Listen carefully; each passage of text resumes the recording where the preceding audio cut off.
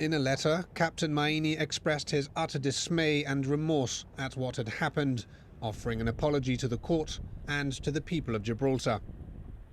The court heard that the 230-metre-long AM Ghent arrived in Gibraltar to undergo a bunkering operation that was due to last a total of 8 hours. Part of this operation entailed taking on 1,800 tonnes of ultra-low sulphur fuel oil.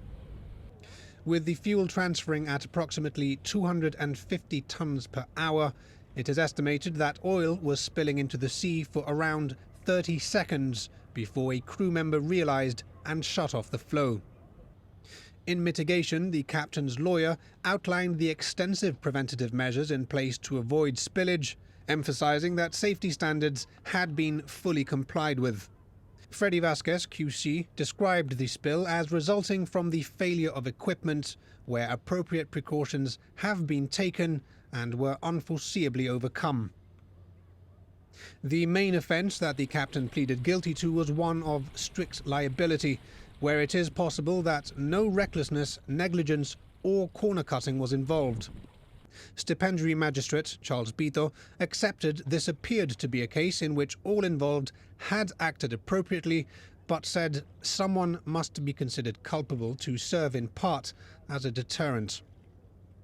On the night of February 11th, the AM Ghent began its bunkering operation in the port, which was expected to run through the night and fill multiple tanks aboard the vessel. It is believed the spillage occurred when the seal on an internal valve ruptured, and instead of directing fuel to a new tank, the fuel continued transferring into a tank which was already full and overflowed.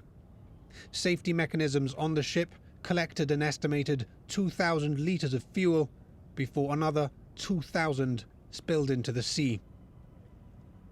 The valve in question had last been checked in October of 2020 and deemed fit for use. While the crew had tested its function before the operation, it was not something which they could access directly. An environmental investigation found that the oil had adversely affected an endangered species of limpet, the Patella ferruginea, with multiple specimens believed to have been forced away from breeding grounds in Gibraltar waters.